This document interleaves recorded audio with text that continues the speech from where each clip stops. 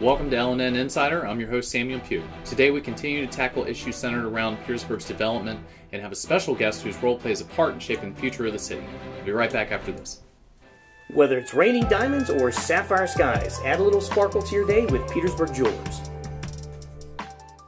Swader, Central Virginia's premier sports park. Corporate events, parties, date night, or just a family outing. At Swader's, it's always playtime. When it was Seth's turn to pay for gas on the annual boys' trip, he had to act fast to avoid a very awkward car ride. Luckily, Seth was able to transfer the cash with his phone. In that very moment, we were the Bank of Seth. BSV, the Bank of You. All right, welcome back to the studio. In 2019, Old Town was rapidly becoming a destination location for the entire region, a trend that continued to build even during COVID due to the creation of Old Town Square. The pharmaceutical cluster created an excitement in the community and promises a master plan led citizens believe that the city was on the rise. Fast forward to 2023. Leaders deconstructed the square. The promise of the master plan is 3 years in the making, and the city has lost a potential casino. In that time, the city has hired and lost both the director of economic development and city manager. Not exactly a recipe for citizen confidence and leadership. So what is going on? Today's guest not only believes it can be turned around, but can it? Today we're joined by Michael Edwards, at-large commissioner for planning for Petersburg. Welcome. Thank you for coming. Thanks for having me. All right, so let's set a little bit of background information here. So what exactly is the role of the Planning Commission? Planning Commission is basically, we're the appointees by City Council. We have developments come before us, special use permits, zoning changes, just any type of big project that comes before the city. We see it firsthand.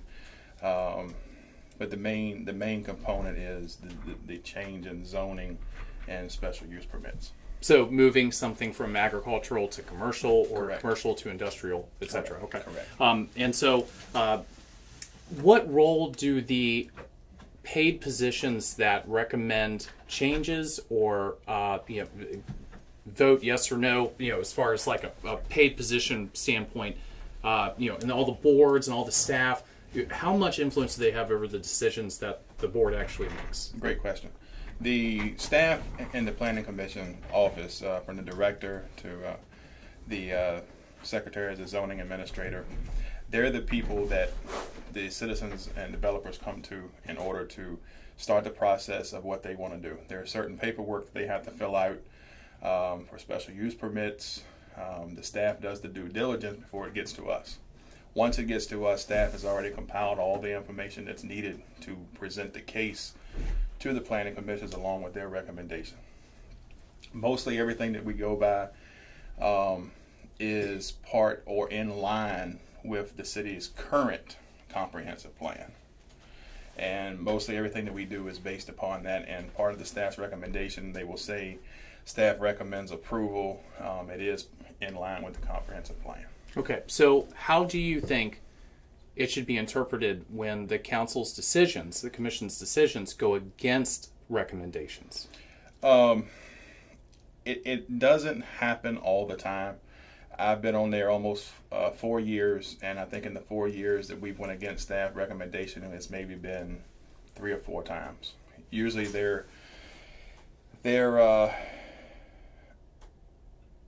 due diligence is so thorough that when it gets to us, it's pretty much every I is dotted, every T is crossed. And like I said, very rarely do we go against staff recommendation. There have been instances where we have went against staff recommendation that we felt it was not appropriate for a long-term vision or long-term goal for that section of the city. But pretty much everything is in line with the comprehensive plan. Well, while we're talking about long-term goals of the city, can you elaborate a little bit? Is there a philosophical underpinning to the decisions that are being made on a month-to-month basis? Not that I can say 100%.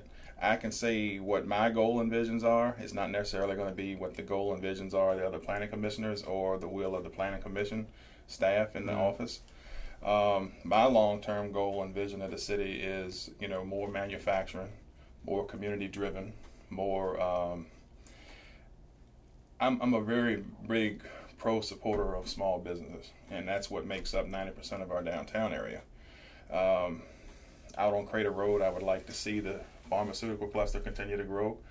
A shift more to, in this section by the hospital, to be more of medical, research, whatever we can attract in the medical field out there. So can you elaborate a little bit more on what community-driven means? Absolutely. So community-driven to me is the more involved that the community is in the decision-making processes of the city, the more the community can have a upper hand to say, hey, we had a part of that. We feel that we have taken part in something that moves the city forward. Our voice mattered. And to me, with my social media platforms, I believe in keeping everybody informed, everybody connected. We're all stakeholders in this city, no matter if, what party affiliation we're with, what our backgrounds are, what our lifestyles are. We are citizens of Petersburg. We have a stake here. Yeah, and certainly appreciate that. So, let's go to where that kind of blows back on you, right? Because there's been a couple decisions in the last couple of years. It seems like the public, at least the stakeholders in the immediate areas, have been against the decisions that the council have made. So, for example, Old Town Square, right? It seems like the new plan is going to dramatically cut down on the parking in Old Town Petersburg, which has been the #1 complaint from the business owners and the residents and pretty much everyone involved here. Is that parking has always been an issue for the businesses. It caps the revenue they can do. So with the new plans that are coming into effect, does that match up, that people want more parking, but it seems like people are about to lose a majority of it? Parking has always been a big deal, as you've stated.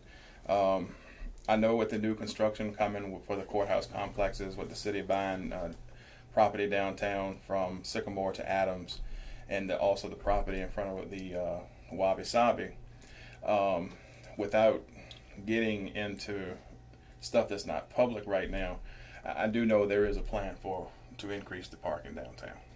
There is a plan in place when the construction of the courthouse and everything starts up that will come out eventually. But I understand, and I have heard, our businesses saying, well, there's no place to park, I'm losing business to Colonial Heights, etc., and we don't want that. And one of the goals that I have is part of back to the community driven is I would like to see a small business council created where there's no cap of numbers. It's not appointed according to wards. Everybody that wants to be on that committee should be able to be on that committee.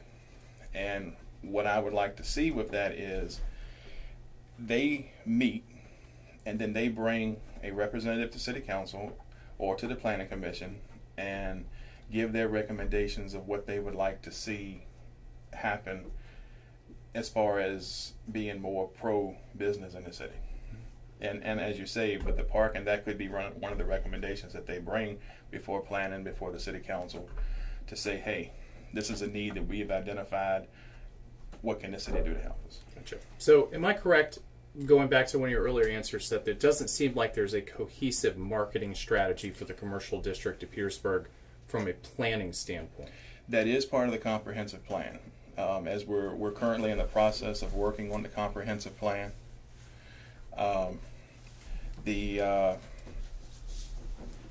We're in the process of changing a lot of what we see for the vision and the goals for the new comprehensive plan. One of the things that I put into the comprehensive plan was we need to focus on downtown. One of the things was we don't have a medical facility downtown. Mm-hmm. Now, some people say, well, that's not going to fit downtown. Well, if you're looking at building up downtown with the amount of lofts that we have, the amount of apartments that we have, with the potential developments coming downtown, you can put a standalone medical facility. And it would all intertwine together because, you have people going down, drinking, having a good time, so I might fall, bust their head open. You're right there. Yeah. Gotcha. So I guess part of the frustration is everyone who lives and works in Old Town saw how popular Old Town Square was and that people were driving 90 minutes away to come participate in that, to see it, sit in neo-colonial architecture and eat outside. I mean, it was a godsend. So that is removed, right, in a plan to, I suppose, is to market the city. That's not part of it. But then building a healthcare facility in a bar district that's going to, take real estate, probably take up even more parking for people who are not necessarily spending money at the businesses. How do you marry those two facts together? So, Old Town... Are they going to replace Old Town Square? Old Town Square, I can't say yes or no if they're going to replace that. I was a strong supporter of Old Town Square. When it was first brought up and put together, I was like, wow, this is great, because it allowed our businesses to stay operational through a time that everybody was learning. COVID taught us a new way of living. Our businesses adapted. Our citizens, they still came out. They knew the risk of potentially what the pandemic dealt us. And when the conversation came up of Old Town Square being taken away, I voiced my concerns. And I said, it increases the capacity for the restaurants. Some people who may not still be comfortable sitting inside can still sit outside. And it still increases the revenue for our businesses who survived an unprecedented pandemic. One of the first major things I did on the Planning Commission was there was some push to restrict our businesses downtown of when they can serve food and when they could serve alcohol. That meeting was held at Union Train Station. We had standing room only. I have all of my notes from that meeting where I wrote down every person that spoke at that meeting, the concerns they had, what they contributed to the city, how they withstood COVID. And we took that away from them. Sycamore Square. We took that away. Would I like to see something come back? Yes, I would. Would you describe the stance, it seems like from a lot in city government, is almost like they're anti-business in the sense that every move they make seems to restrict those businesses in one way or another, whether it's the hours until people can drink, or the posture to restrict, COVID's more dangerous after 10:45. It seems like there's not a philosophy of trying to make life easier for that business district, but actually to make it harder. And by taking away Sycamore Square, taking away parking. The parking, I'll address. Sure. I'll address the parking. We haven't seen the plan, so we don't. So the parking, I would like to see a parking deck put downtown somewhere.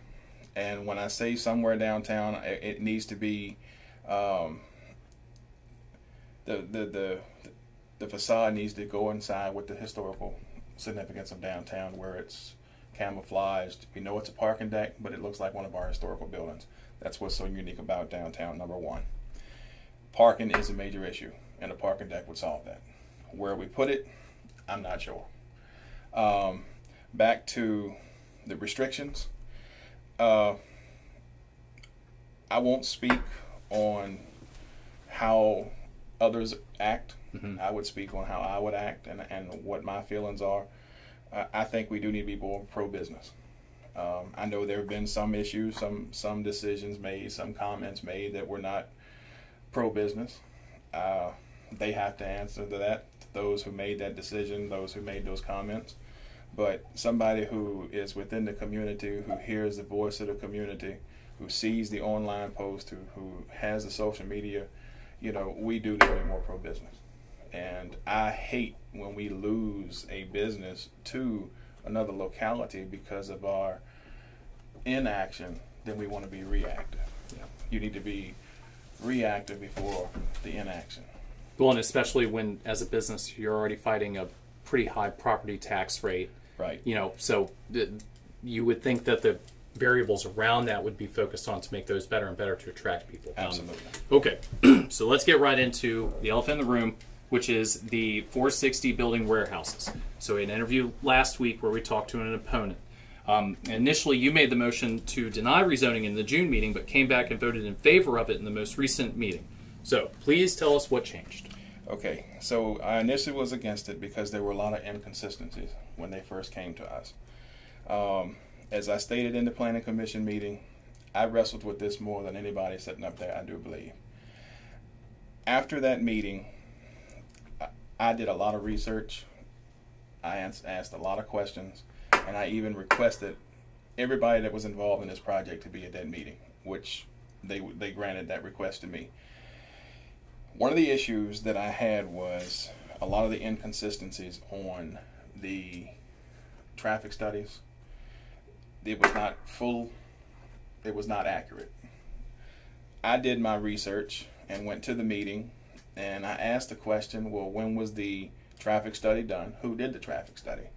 So one of the things that they told me was, well, it was done during school. Well, I don't see how that was, because I had went on the Petersburg School's website and pulled up the new 23, 24 school bus stops, and it showed within that area from the beginning of 460, the first trailer park by the raceway, all the way to Aqua Apartments. There were numerous school bus stops.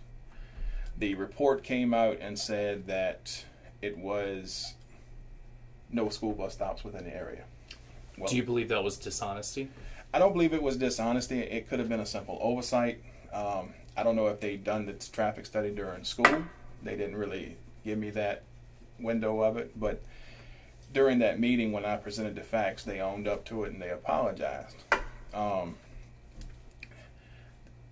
Just being flat out wrong on a detail as big as that? They acknowledged that there was an error. As far as the safety concern of it, I will always have a safety concern with it, always.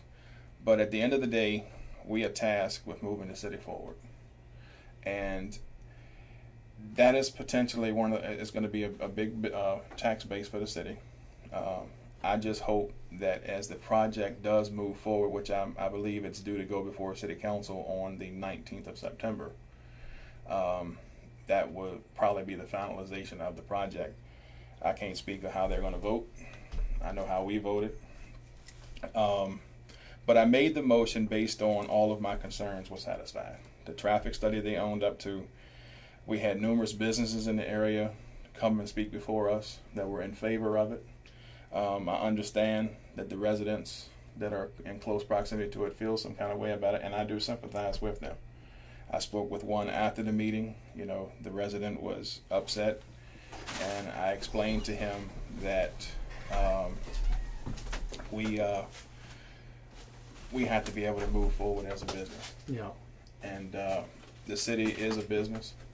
We are here to move the city forward, and a lot of decisions that we make are not going to be pleasing to everybody. But at the end of the day, we have to be able to make the decisions to move the city forward. Well, about that traffic study, excuse me. So you voted against it because it was incorrect, but the core of the issue is still the same, which is there's a ton of school bus stops. So the traffic study was not presented to us in the first meeting. Mm-hmm. It was in the special call meeting that the traffic study was presented to us. That was then the first time that we had seen that. Now, there was some transition going on in the planning department, so maybe that got overlooked. But when we had asked for a special meeting to discuss it, then everything was presented to us then. So to me, it gave the developer their due process, which everybody is entitled to present their case of why they want to do business in the city. Again, at the end of the day, I voted in favor of it. I stand by my vote, and I'm the type of person that down the road, if things go left, I'll own up to it and say maybe that was not the right vote that I should have made. Is it normal to have that kind of large development where there's so much residential sprinkled in all and over the side, and not like an old city sense, right? Where industry and residential when you say together. A lot of residential, I've went out there, I've looked around. Yeah, you have the trailer parks, you have the residents of Poe Lane. That is one of our major transportation corridors, 460. And to me, it makes sense to put it in that area. I mean, yeah, and like I said, I know people feel some kind of way about it, but you're on a major truck thoroughfare, and to me, that does fit in within that area. Yes, it had to be rezoned, which is what we did, and it does not have to come back before planning. That was the final for us. Like I don't know how City Council is going to vote with it, but the safety will always be a concern for me, but I just hope that they follow what they're supposed to do according to the VDOT, city codes, etc. So what is the equation that you do in your head when the people who live immediately adjacent to this property generally disagree with the decision, but the business owners and the stakeholders who don't live around there, right, that are economically impacted are for it? So you've got residents' rights versus business interests. With a situation like that, I weigh both sides. I take everybody's concerns, whether they're opposed, whether they're for it. I take it all into account before I make a decision. Nobody will sway me to make a vote. Nobody will influence me to make a vote. I vote what I feel is in the best interest of the city on a business side. And like I said, I understand that it may not be the decision that everybody wants to hear, but at the end of the day, you gotta make a decision. You have to make a decision. And the decision that I made, like I said, I stand by it. And I was originally going to abstain from that vote on that day. I will be perfectly honest about it. I was going to abstain, but when all of my questions that I had written down were answered, they were answered with no deflections. My vote changed to a yes. Gotcha. So is there any concern about the amount of trucks that are going to be coming in and out of this facility on a daily basis? Because whether it's a thoroughfare or not, there are residents around there. There Correct. are school bus Correct. stops. The amount of trucks, all of those were estimated figures, and we can't say for sure if that's going to be the amount of number that we have that comes in through there. But that is something that I did put in my notes, that whether I'm still on the planning commission or I've moved on to other aspirations, that is one thing that I'm going to watch. I'm going to ask if I am still on the planning commission. I'm going to ask once the project is up and moving, a year out, can we do a traffic study on that area to see how much the traffic has increased? I'm sure VDOT will do one, but I will ask for a traffic study once we get to that point. Cool. So where might you be when this day comes? Do you have any aspirations for public office? I do. I have filed to run for City Council for Ward 4. I've already filed. I plan on hitting the ground running January to collect my signatures to be on the ballot for November of 2024. It's been a long-term goal of mine. I believe that I can move the city forward. I will be very accessible to the citizens. As I stated in the beginning, everybody deserves a voice at the table. No matter if you agree or disagree, everybody deserves a voice. And everybody's concerns goes into my decision making. We are the citizens. We live, we work, we play here, and everybody should have a voice. Well, so let's say you're king for a day. What are the biggest 3 things in Petersburg that you, if you could have your way, would change right now? If any. More business friendly.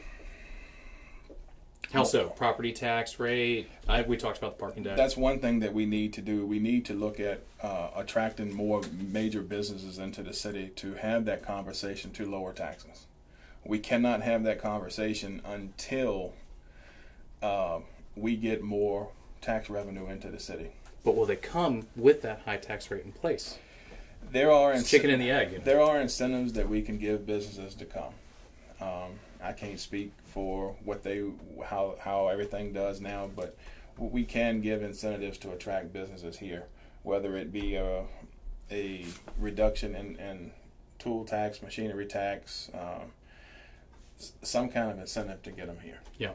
And the long-term goals of that, and the city would ultimately, we could pass the influx of revenues on to the citizens to say, okay, well, we've been bumping this number here for this amount of time.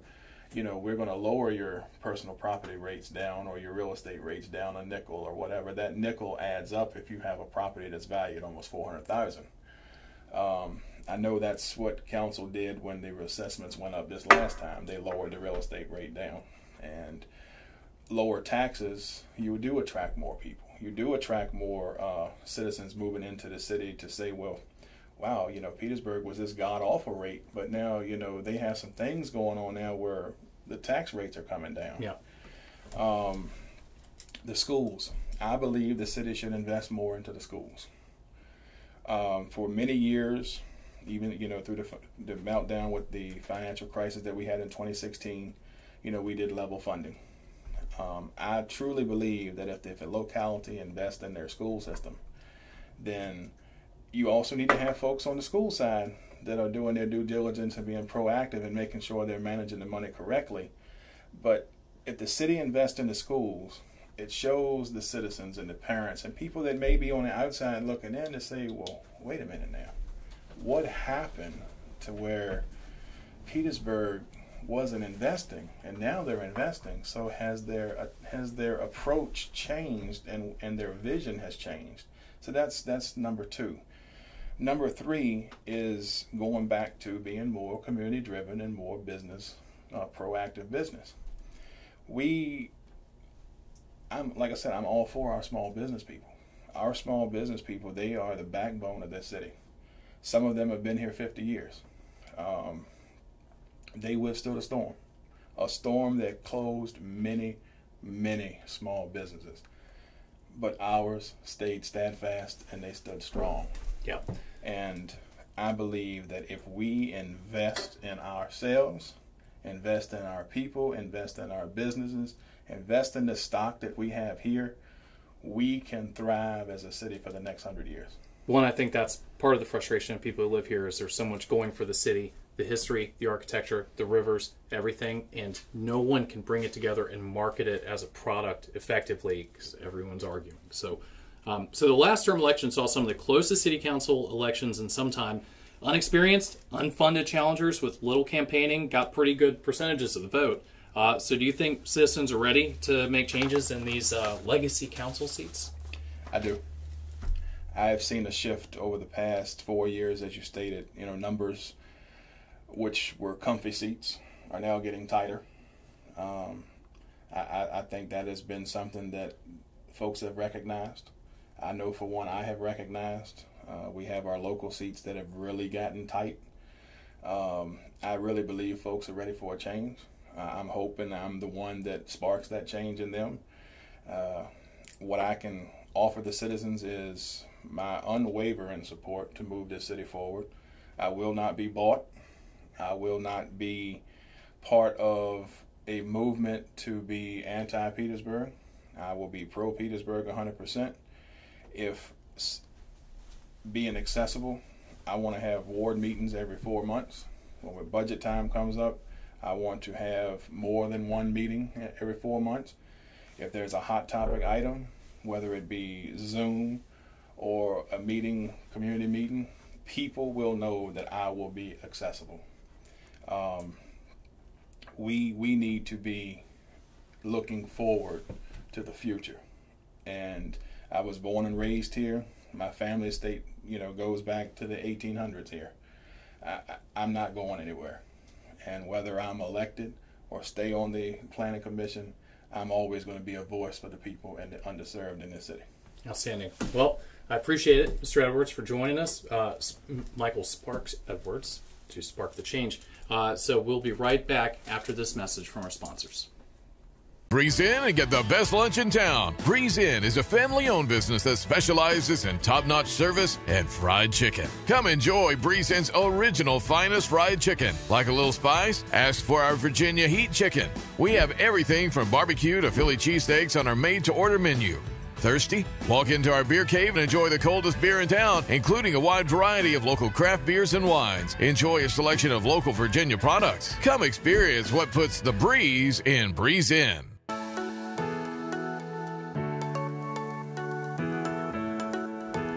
Yes, you can still get haircuts, colors, highlights, waxing services, Everything that's going to make you look great right here at the Apothic Company.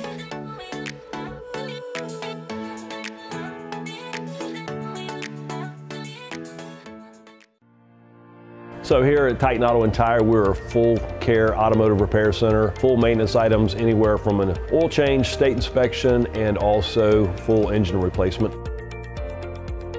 Titan Auto is different because of our customer service mainly. I mean, we have some of the best trained and qualified techs in the area. Our three main focuses are customer safety, customer service, and community. Knowing that you're going to put them first and it's not about the dollar. And that is it for today's show. As always, we'd like to thank our sponsors for making this happen, especially Dunlop House for their continued signature sponsorship. And for now, enjoy your day, and we'll see you the next time on LNN Insight.